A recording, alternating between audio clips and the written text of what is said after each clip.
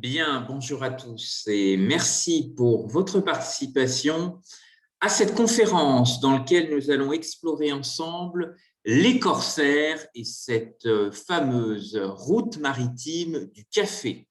L'occasion d'explorer ensemble la ruée vers un premier or noir qui a beaucoup marqué la route des épices.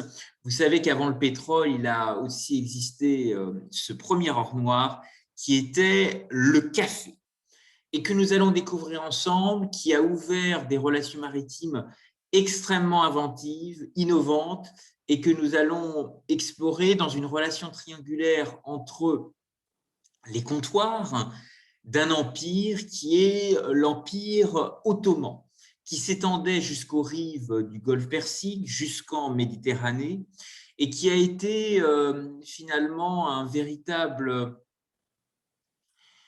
territoire de découverte pour beaucoup de navigateurs européens qui ont pu à la fois y échanger de nombreuses marchandises, mais aussi y accroître des réseaux commerciaux et différentes aventures économiques qui iront de l'Irlande jusqu'à Istanbul. Et nous allons voir comment des comptoirs, des navigateurs, mais aussi des réseaux corsaires ont fortement stimulé ces dynamiques d'échange, ces relations maritimes, et ont été au cœur finalement de transferts d'innovation entre cités marchandes, cités maritimes. Nous allons le découvrir ensemble à travers le prisme des corsaires. Alors, vous le savez, il existe pas seulement à Saint-Malo, mais tout autour de la Bretagne, de grandes cités corsaires, présentes également tout le long de l'arc atlantique, en Normandie, en région Nouvelle-Aquitaine également. Et très rapidement, dès le début du XVIe siècle, sur de simples havres protégés, depuis leur abri, les Bretons vont armer des navires au long cours et pratiquer dans un premier temps des activités de pêche de grand fond jusqu'au large de Terre-Neuve. Donc déjà, le développement de routes transatlantiques, de connaissance des cartes qui nécessitent de maîtriser les voies maritimes et un appétit pour participer à de grandes expéditions maritimes, lointaines, vers le Nouveau Monde. Alors, à travers effectivement des connaissances de l'autre côté de l'Atlantique et l'appétit pour découvrir également de nouvelles richesses en direction de l'Extrême-Orient vers la fameuse route des Indes. Et c'est ce qui animera à la fois beaucoup de jalousie de la part des Portugais, de la part des Britanniques, qui vont effectivement se partager le monde entre West Indies et East Indies, qui seront effectivement deux quêtes dans lesquelles vont s'impliquer des réseaux corsaires. Alors, comment cette activité s'est articulée? Quelle forme a-t-elle prise? Eh bien, les corsaires, à différencier des pirates, sont véritablement des agents de la guerre de course. Il faut considérer que cette guerre de course, qui est motivée par des jeux d'acteurs, par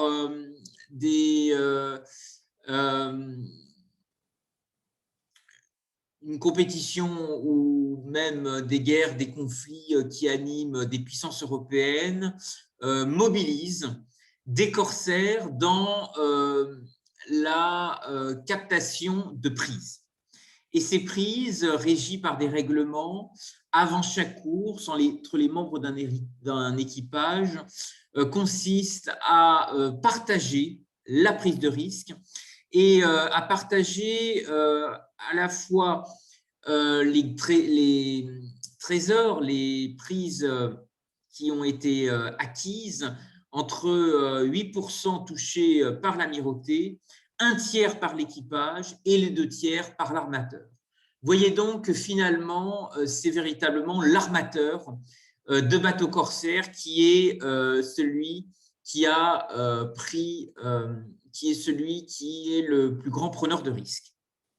Alors, cette activité est encadrée, elle est notamment régie par une lettre de marque qui est une autorisation officielle délivrée par la puissance souveraine, roi, république ou tout autre régime, à un armateur qui va être, comme vous le savez, ce preneur de risque pour les 2 tiers. Alors, à quoi sert finalement la marine et quel est son rôle extrêmement précis à partir du XVIe, XVIIe siècle et jusqu'au XVIIIe?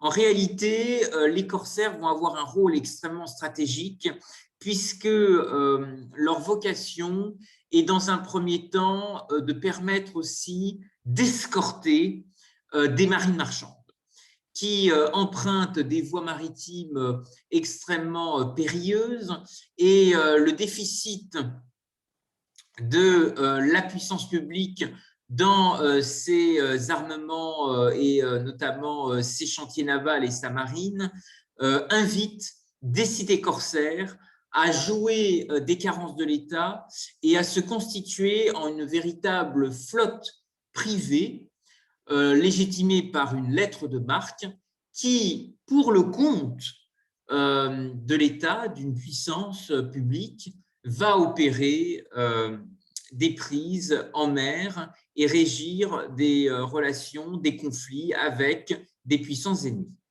Alors la guerre de course est effectivement intermittente puisqu'elle est globalement organisée autour de tensions qui va animer des puissances européennes, puisque la guerre de course n'était finalement pas active en temps de paix, mais uniquement en temps de guerre. Ce qui veut dire que les corsaires vont être effectivement une force d'appoint, une force de mobilisation extrêmement importante. Nous allons regarder ensemble quelles ont été justement les grandes périodes de cet âge d'or, qui démarre d'abord sous la période d'Henri IV, avec l'épisode de la République de Saint-Malo. Et puis, progressivement, des conflits beaucoup plus longs vont permettre aux corsaires de gagner en richesse, d'abord avec la guerre de la Ligue d'Augsbourg, qui va durer 9 ans, sous Louis XIV. Et effectivement, le roi Soleil va offrir de nombreux privilèges aux corsaires, ce qui sera un formidable levier de développement de grandes cités maritimes. Je pense en particulier à Honfleur, à Saint-Malo, à Bordeaux, à La Rochelle, mais aussi au Havre. Sans oublier Dunkerque, puisque vous savez que l'un des grands corsaires de Dunkerque, c'est Jean Bart. Et progressivement, Louis XIV va aussi mobiliser les corsaires lors de la guerre de succession d'Espagne, qui sera aussi extrêmement importante, auquel s'ajoutera son fils Louis XV, la guerre de succession d'Autriche, la guerre de 7 ans, la guerre d'indépendance des États-Unis qui durera 8 ans, qui va mobiliser aussi des corsaires, notamment dans le golfe du Morbihan. Vous savez que Benjamin Franklin arrivera au port de Saint-Goustan pour rechercher l'aide et l'appui des insurgés auprès de la France. Et puis des guerres également sous la Révolution française, pendant la République, et sans oublier le blocus continental qui sera extrêmement important pendant les guerres napoléoniennes, avec le rôle aussi stimulé des corsaires, et notamment Surcouf pendant l'Empire sous Napoléon Ier. Alors, comment finalement ces corsaires s'adaptent, reconvertissent des bateaux, sont au cœur d'innovations maritimes extrêmement intéressantes? Comme je vous l'ai indiqué, la guerre de course est intermittente puisqu'elle a étonnamment prospéré pendant des périodes de guerre, et en période de paix, il faut effectivement reconvertir, trouver de nouveaux usages, développer de nouvelles activités. Et très rapidement, les frères Surcouf, alors le plus connu c'est Robert Surcouf, mais l'un de ses frères, Nicolas Surcouf, va avoir l'esprit audacieux de reconvertir des navires pour les destiner à d'autres activités en utilisant des filets de pêche recyclés, notamment en direction du Nouveau Monde. Donc, vous voyez déjà que pour la pêche à la morue, pour les grandes routes transatlantiques, les corsaires sont aussi désireux de développer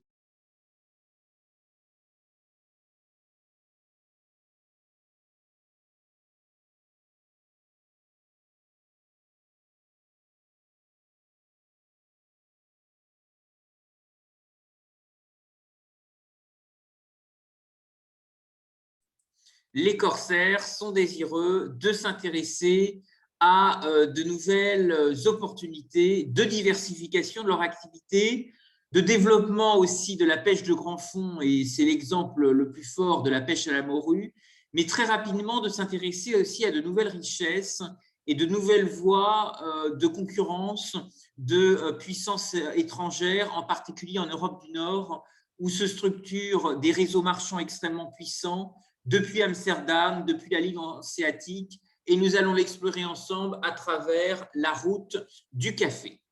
Alors, ce qui est intéressant pour la Bretagne, c'est de aussi révéler que les corsaires ont été aussi au cœur de relations fluviales, portuaires et maritimes extrêmement solides et structurées. Ce qui veut dire que très rapidement, le rôle des corsaires va être aussi de mobiliser un arrière-pays à travers des innovations fluviales remarquables. Vous savez que les corsaires sont aussi allés jusqu'à Redon, qui était un axe stratégique d'abord de la route du sel, de Redon, des greniers à sel de Redon jusqu'au Croisic, mais il y a eu aussi un formidable carrefour de voies navigables qui s'est constitué vers Rennes et vers Saint-Malo.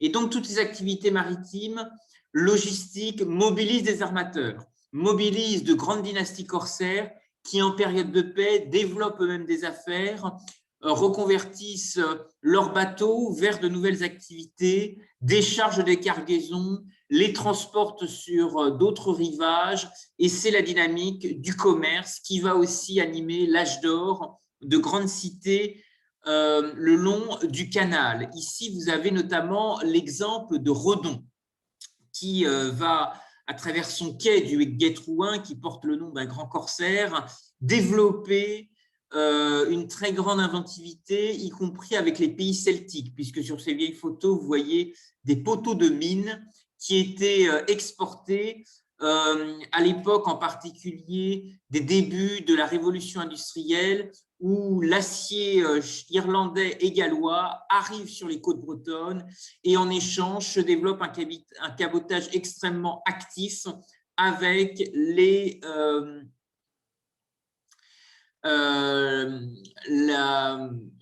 patrimoine forestier, le bois, qui vient, lui, des forêts de Bretagne. Alors, il y a dans ce dynamique cabotage entre pays celtiques un formidable élan qui se met en place autour d'une interdépendance européenne, qui est très intéressante, et vous allez voir comment finalement la route maritime du café a été aussi au cœur de ces jeux d'acteurs, de ce discours complexe.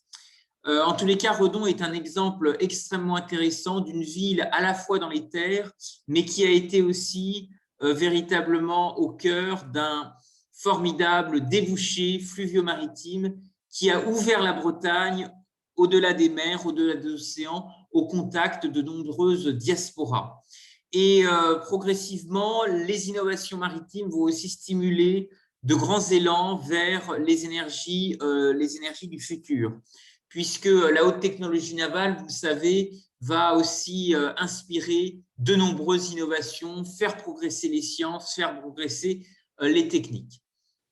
Alors, regardons ensemble plus particulièrement cette route du Moka et comment il a été effectivement possible de partir à la conquête d'un or noir, le café, qui à l'époque est très véritablement défriché d'abord par la connaissance qu'avaient les Portugais des routes maritimes, de l'intérêt qu'ils développent à passer par le cap de Bonne-Espérance pour contourner la puissance vénitienne. Et donc, dans le sillage des Portugais, ce sont les Néerlandais qui très vite s'intéressent à la route du café. Ce café qui émerge dans les grandes cours européennes, à Vienne, à Venise bien sûr, et qui progressivement se propage vers le Royaume de France, à Versailles. Alors, il va très vite venir dans la tête des corsaires français l'intérêt de concurrencer une route du café développée déjà par les Néerlandais. Et à ce titre, une première expédition du Moka va se développer depuis le port de Saint-Malo. Et cette route du Moka va être un formidable élan pour développer de nouvelles routes maritimes, des circuits directs autour de cette nouvelle richesse, de ce nouvel or noir qui est à l'époque le café. Alors, de grandes cités marchandes avaient déjà exploré tout l'intérêt de commercer des ressources rares et précieuses. Et je voudrais revenir ensemble sur l'histoire de Venise. Venise qui a été la première place à s'investir dans l'échange de parts dans des navires. Puisque vous savez, les grands marchands qui animaient les circuits du commerce mondial, ils échangeaient des participations dans des galères, divisées en carats et ensuite mises aux enchères. Et ce système a permis à Venise d'entreprendre à partir du XIVe siècle de grandes aventures maritimes à très grande échelle. Et très tôt, Venise s'intéresse aux richesses du Levant. Et c'est progressivement ce que les corsaires vont développer à travers cette route maritime du café, en marchant sur les traces des comptoirs de l'Empire ottoman, des relations avec la sublime porte que les Grecs, mais aussi de nombreuses civilisations de la Méditerranée, et bien entendu les portes maritimes de Venise dans l'Adriatique avaient commencé à développer en lien avec aujourd'hui les ports qui composent les côtes de la Croatie et la lagune de Venise, qui va être véritablement l'incubateur d'un arsenal de premier plan qui va quadrupler sa superficie entre 1303 et 1325 et qui sera un site industriel de premier ordre pour effectivement marcher sur ces relations vers les pays du Levant, les pays d'Orient, sur les traces de Marco Polo qui avait exploré la route de la soie.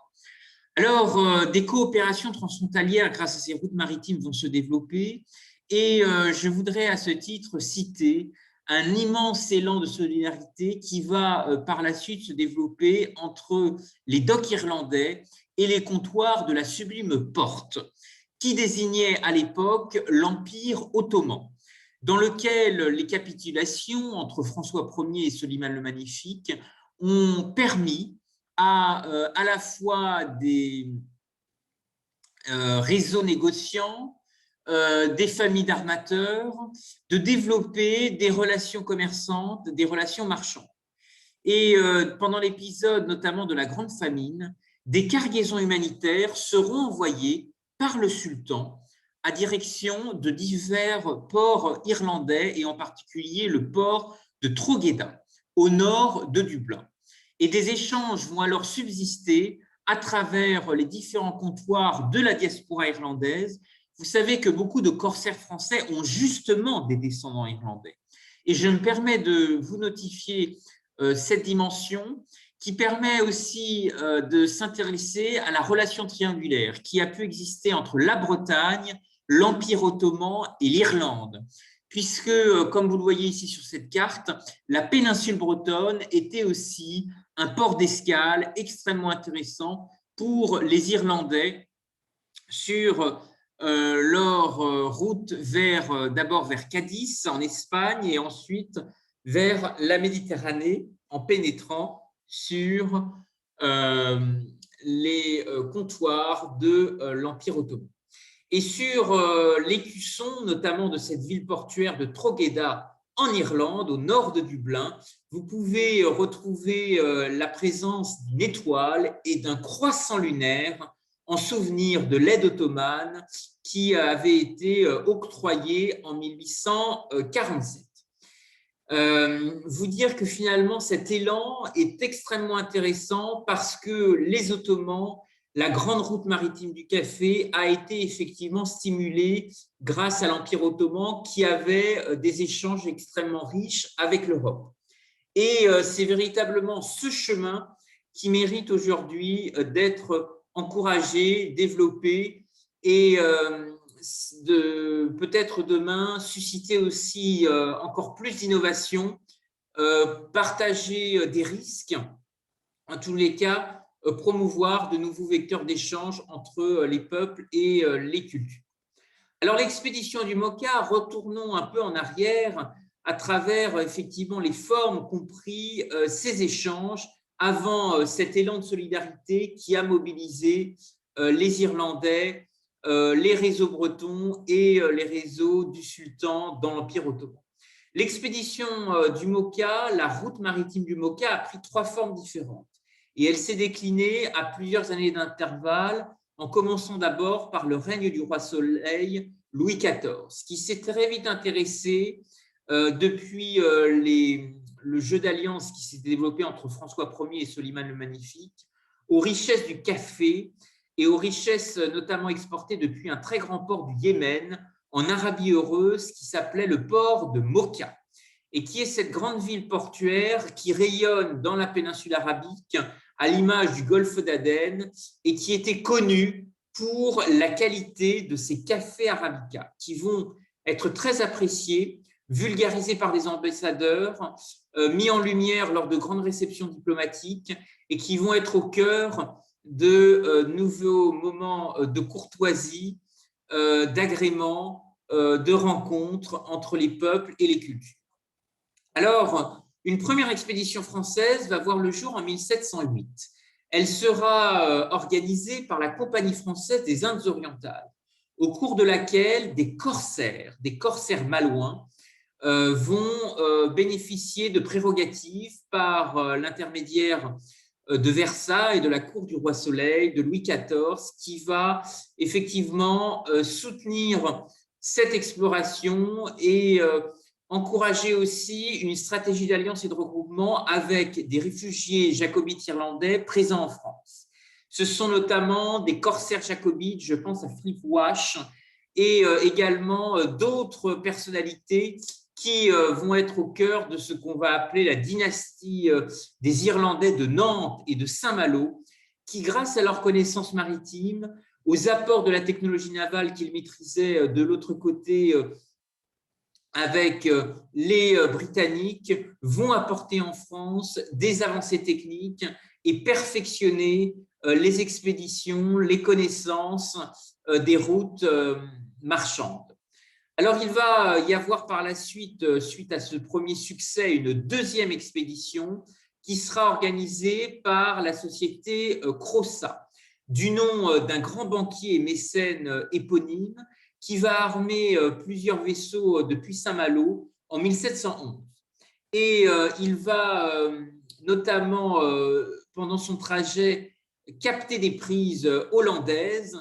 Et cette expédition va faire connaître à la cour le potentiel de la culture du café à grande échelle, ce qui va très vite intéresser une histoire de découvreurs et de pionniers pour administrer, gérer les mascareignes, développer le café à Madagascar, encourager sa culture dans l'océan Indien. Les richesses du café étaient effectivement développées dans une situation monopolistique depuis les montagnes du Yémen.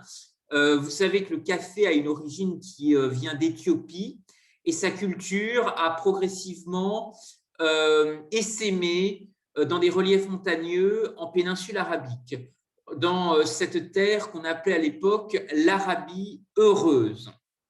Et donc, les Français vont très vite s'intéresser à la façon de répliquer les cultures du café, les cultures de moka qui étaient existantes dans les montagnes du Yémen. Et c'est ce qui va amener à stimuler une troisième expédition pour justement développer dans l'île Bourbon la culture du café qui a fait la fortune de l'île de la Réunion. Ça sera le sens de cette troisième expédition française où 2 navires, le Chasseur et la Paix, partiront de Saint-Malo en 1714. Alors, sous le commandement effectivement de Guillaume Dufresne d'Arcel, cette expédition va être aussi encouragée par le ministre de la Marine. Vous savez que depuis François Ier, il existait un ministre des choses de la mer et qui va effectivement mobiliser des ressources pour exploiter cette richesse du café. Plusieurs plants de café seront aussi offerts par le sultan du Yémen à la France et seront ensemencés à Saint-Paul. Et donc, sur l'île de la Réunion, et la Compagnie des Indes va justement organiser la production, faciliter l'achat de graines, construire des greniers et des routes et offrir des concessions gratuites à tout colon de 15 à 60 ans, à condition de planter et d'entretenir une centaine de plants de café. Et cette expédition sera de retour de Saint-Malo en 1716.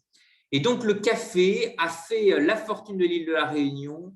Il y a cette variété Bourbon ou Bourbon pointu qui a été jugée la meilleure. Alors aujourd'hui, finalement, y a-t-il de nouvelles dynamiques à imaginer? Comment cette puissance corsaire pourrait relancer de nouvelles dynamiques d'échange en matière d'économie circulaire, en matière de matériaux biosourcés? La culture du café nous invite effectivement à réfléchir à de nouvelles dimensions qui pourraient se développer demain. Je vous invite à ouvrir ce débat ensemble dans le contexte actuel 2021 du tricentenaire des lettres persanes de Montesquieu. Vous savez que Montesquieu s'est beaucoup intéressé à l'économie. Il va aussi regarder avec beaucoup d'intérêt les découvertes, les grandes expéditions maritimes développées depuis l'arc atlantique, depuis la Manche. Et Montesquieu sera aussi un grand juriste, puisqu'en 1724, il va rappeler à l'ordre et demander que soit respecté un arrêt rendu par le Parlement de Bordeaux du 7 juillet 1723, dans lequel était rappelée la protection d'un certain nombre de minorités, de corps de métier qui étaient à cette époque extrêmement vilipendés parce qu'associés à des lépreux et qui s'appelaient les caqueux, les caquins ou les cacous en Bretagne, et qui étaient en fait tous ceux qui travaillaient le bois, et notamment les charpentiers.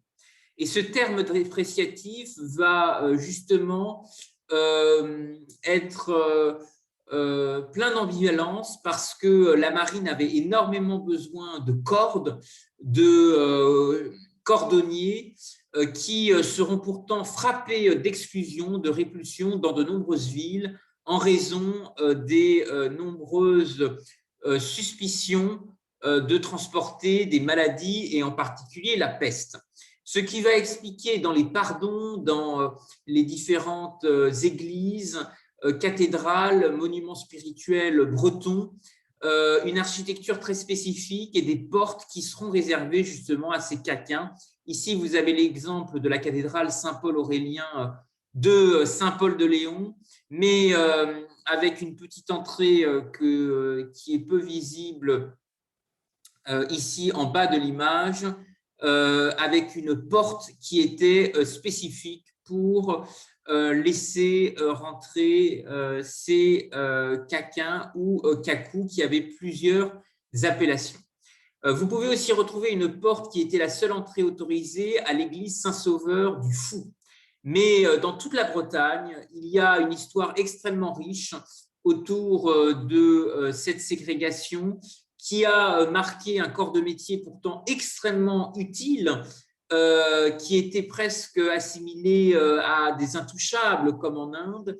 Et ces cordiers, en fait, n'étaient pas lépreux, mais peut-être descendants ou pire parents dans des temps éloignés. Et il y avait une sorte peut-être d'ignorance de la part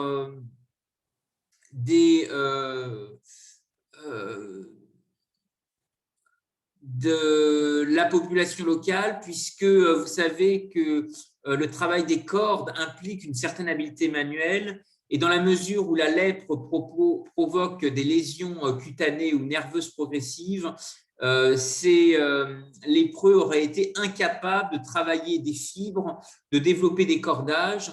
Et les conditions matérielles, d'ailleurs, de ces cacous n'étaient pas toujours mauvaises, puisque la marine bretonne eut en son temps besoin de nombreux cordages pour ses marins, pour ses bateaux, et certains cordiers firent fortune.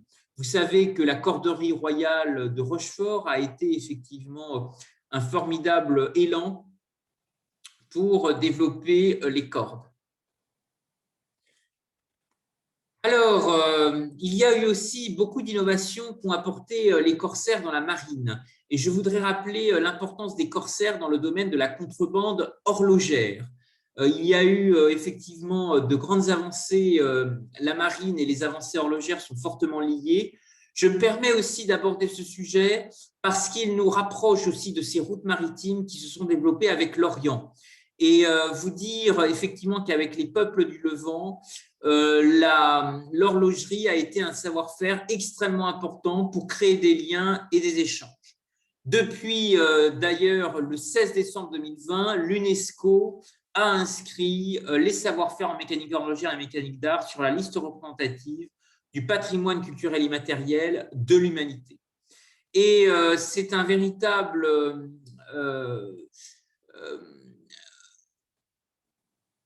élan dynamique qui effectivement met en lumière l'importance du patrimoine culturel transfrontalier, du patrimoine culturel immatériel dans un espace transfrontalier.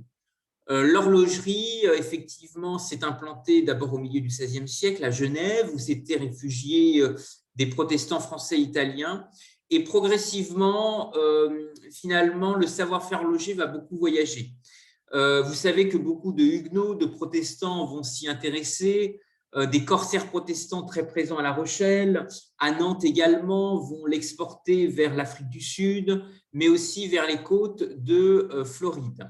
Et je vous parlais des liens effectivement des corsaires avec l'arrière-pays, avec Redon. Il y a aussi de grandes capitales terrestres qui ont toujours aujourd'hui encore une référence très forte à l'horlogerie. Je voudrais vous rappeler l'importance de l'horloge de l'Hôtel de Ville à Rennes, qui, dans le cadre de son jumelage avec la ville d'Exeter au Royaume-Uni, a mis en valeur 4 horloges, les 2 astronomiques des 2 villes, puis celle des gares en mouvement. Alors, le métier d'horloger est aussi fortement lié au corsaire, puisque vous savez que ce métier s'écrivait sans H et au départ était organisé pour le réglage des canons. Et ces horlogeurs sont devenus par pratique de métier des sortes de colporteurs d'horlogerie et passaient de maison en maison pour prendre des commandes. Ce qui veut dire que dans cette route maritime du Mocha, les corsaires ont aussi été des formidables ambassadeurs de transfert d'innovation. Vous savez que cette route était extrêmement longue, il fallait passer par l'Afrique du Sud, par le Cap de Bonne-Espérance, emprunter des réseaux protestants hollandais qui étaient déjà très en avance et très implantés à Mocha au Yémen. Et donc, il va y avoir un véritable contexte politique lié aux frontières qui va servir d'émulation pour développer des innovations. Et les innovations maritimes vont être aussi fortement stimulées par l'horlogerie, par ce transfert de connaissances, par ce transfert de compétences qui se poursuit encore aujourd'hui. Alors, il y aura aussi des relations avec les îles anglo-normandes qui vont se développer, puisque les corsaires, en période intermittente, après avoir connu cet âge d'or du café, vont aussi développer, s'intéresser à d'autres matériaux biosourcés.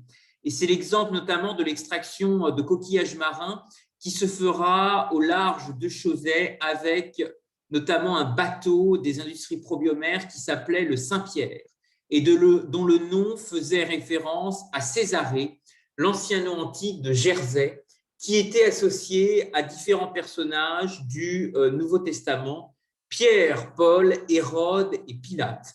Et le nom Césarée, pour désigner Jersey, a été maintenu jusqu'à ce que l'Empire romain se christianise et devienne Endium, qui signifie la très grande île, et qui existe aujourd'hui il existe à Jersey un programme immobilier qui s'appelle Endium Homes. Voilà. Alors, au-delà du sable coquillé, des matériaux biosourcés qui ont été extraits au large de la baie du Mont-Saint-Michel, les îles anglo-normandes, il y a eu aussi, comme le café, la recherche de compléments alimentaires naturels, de nouvelles alternatives en matière d'exportation et d'importation. Et il y aura à ce titre un travail fait autour de la farine de manioc de Madagascar.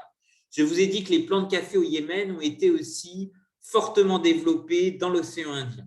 Et je me permets d'insister sur ce sujet parce qu'aujourd'hui, peut-être que la puissance corsaire remet du vent dans les voiles à l'économie circulaire. Vous savez que dans le cadre de la COP26, de nouveaux leviers en termes de matériaux biosourcés vont être débattus avec l'ensemble des parties prenantes et progressivement est relancé tout l'intérêt de développer de l'amidon de manioc pour encourager une filière de sachets et de sacs plastiques qui, vous savez, polluent les mers et les océans. Et l'amidon de manioc est peut-être une alternative aux déchets plastiques qui hantent nos côtes et qui intéressent demain le nautisme du futur. Vous dire que de grandes entreprises s'intéressent aussi à ce débouché, d'abord L'Oréal, mais aussi la chaîne kenyane de supermarchés qui compte parmi dans sa chaîne de valeur également des relations intéressantes avec des porteurs de projets indonésiens qui sont actifs sur ces technologies. Vous dire aussi que les Kenyans sont aussi très impliqués et véritablement moteurs. Alors, la Manche est effectivement un écosystème extrêmement fort en minéraux marins. C'est peut-être cette route maritime de café qui peut nous encourager demain à développer de nouvelles filières, à nous intéresser à la relation à l'économie circulaire pour croiser des filières et innover demain. Je crois que les îles sont effectivement un formidable laboratoire d'innovation. Le café, vous savez que le gros marché de consommation du café, c'est l'Europe du Nord, c'est la Norvège, c'est la Suède. Donc peut-être qu'avec ces pays nordiques, avec la Scandinavie, il serait possible de développer des choses. Vous dire que le café est aussi très largement produit au Vietnam et peut-être retrouver ce lien justement avec l'insularité. Comment, dans l'océan Indien, mais aussi à Socotra, au large du Yémen, est-il possible de développer des liens et mettre en place de nouvelles dynamiques? C'est une réflexion qui a été aussi poussée par la grande créativité littéraire d'un écrivain que vous avez sans doute apprécié dans vos lectures, qui est Victor Hugo, et qui a développé une œuvre qui s'appelle « Les travailleurs de la mer ». Et Victor Hugo, pendant ses 15 années d'exil à Guernesey, va justement mettre en valeur ce formidable débouché de valorisation de nouvelles ressources liées à la mer. Alors, comment demain, effectivement, développer à l'image de la route du Rhum une route du café? Il y a un parcours du café imaginaire qui pourrait, pourquoi pas, s'imaginer avec le Yémen, avec le sultanat d'Oman et peut-être aussi des programmes innovants à l'image de ce qui est actuellement développé par la ville de Strasbourg et qui s'appelle l'Industrie Magnifique, qui vise à faire renaître des vieux métiers, qui vise également à développer de nouvelles rencontres entre des artistes, des designers, des savoir-faire industriels et manufacturiers, et peut-être que notre grand passé maritime, à travers cette route du café avec ses réseaux corsaires, pourrait justement être mis en valeur et développé ensemble. Il y a à ce titre d'autres territoires qui sont pionniers dans la reconversion de nouvelles activités tournées vers l'économie bleue. Je pense à la glacière de Lorient, qui a vocation à devenir un tiers-lieu maritime. Il y a actuellement une campagne lancée sur la plateforme kengo.bzh. Et vous dire aussi que, puisque nous parlions de l'horlogerie, de grandes fondations sont aussi pionnières. Je pense à LVMH, qui est propriétaire de la marque Zénith, qui avait fait beaucoup de sensations dans la baie du Mont-Saint-Michel, mais aussi à Saint-Malo, avec de nombreux détaillants. Eh bien, ce vaisseau de proue, qui est situé à Paris, à la croisée de l'avenue du Mahatma Gandhi et du jardin d'acclimatation, est un formidable élan pour justement développer ensemble de nouveaux sujets collaboratifs, de nouveaux sujets d'économie circulaire qui s'inscrivent dans le formidable élan de la route maritime du café. Je voudrais vous remercier à tous pour votre attention et je vous propose d'ouvrir les échanges si vous souhaitez faire part de questions et de réactions. Merci à tous.